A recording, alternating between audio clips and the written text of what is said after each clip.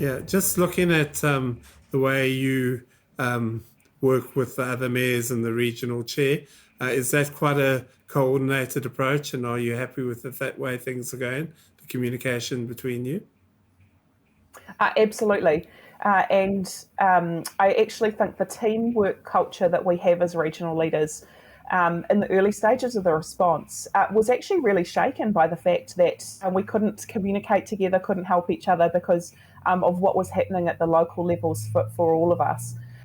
But the existing relationships has really taken us through that even stronger. I think one of the things that we do get challenged by, and this is probably similar to what I said about other recommendations for the future for local government review, we can see that Hawke's Bay can benefit from us working together and from us doing things smarter and more efficiently, but we're not always backed up by good government or legislative mechanisms to support that coordination to happen at that level.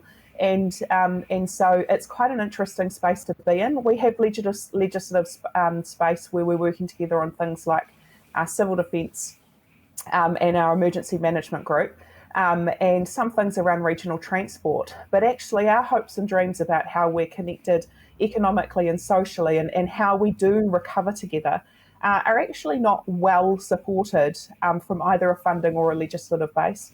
And I do think there are things that could be done to help that teamwork that is important to Hawke's Bay to work even better.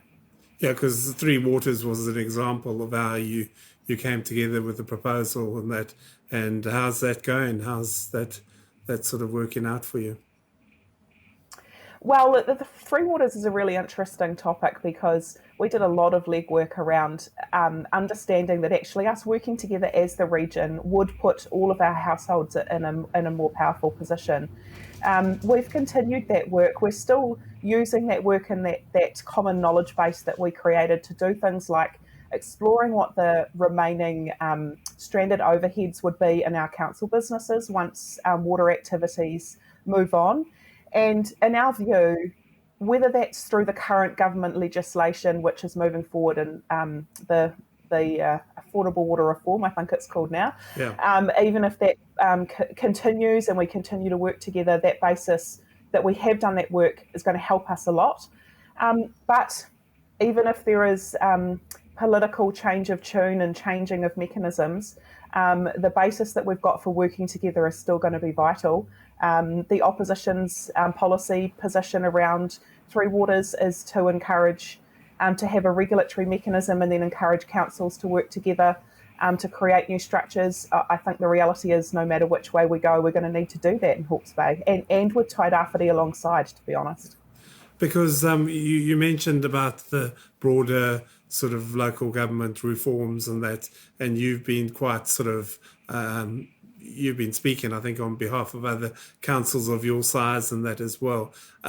Are you happy that they're going the way you want to, or do you think there needs to be even more involvement at your level? I think so. The Future for Local Government panel was put together actually at the request of the local government sector to the then local government minister Nanaia Mahuta. At the time when it was really clear that this avalanche of system reforms from government was going to seriously rock the foundations of what the system of local government means. And what we could see was that there were ministers across government, whether it was resource management reform, Three Waters reform, even emergency management reform, solid waste. Honestly, the list just goes on. It was all happening in isolation from each other. And so Minister Mahuta responded to local government where he said, look, we've got to go back to a first principles approach to how we get this right. The independent panel, their 17 recommendations are bold. They are really clear that the system that is so centralised in New Zealand is not working for local communities and for local government, and there is a number of things to do.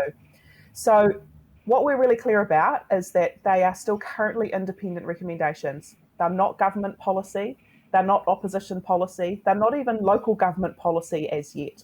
And the challenge for us is to pick them up as a package and say, of these 17 recommendations, Which ones will politicians locally and nationally be brave enough to pick up and implement together as a package and as a system? And we've got an opportunity between now and the election and the formation of a new government to truly get that on the radar of how we create a better New Zealand. And you still hopeful that things will work out well for Wairau? Central Hawke's Bay. Sorry. Absolutely. Absolutely, and they have to, and they will work out for Wairoa as well. Yeah, absolutely. But look, I think there's a really interesting tension in New Zealand right now about the knowledge of the importance of local leadership and a level of local autonomy, but also an acknowledgement that we know that financially the provision of infrastructure in the right place and at the right time and in a way that's going to build strong local communities is also not working. So we've got to figure out that balance in a better way. And one of the things that gives me hope from the Future for Local Government recommendations, there's some really great ones about funding and the role of the devolution of central funding to local use. But there's also some really interesting runs around structure. And in the media and politically, a lot of people are talking about amalgamation and are people going to force us to amalgamate?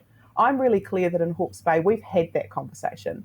But one of the recommendations in there is actually about how do we strengthen how our councils work together at a regional level without removing all autonomy, but actually facilitating that stronger democracy and integration at the regional level to empower those really great local results.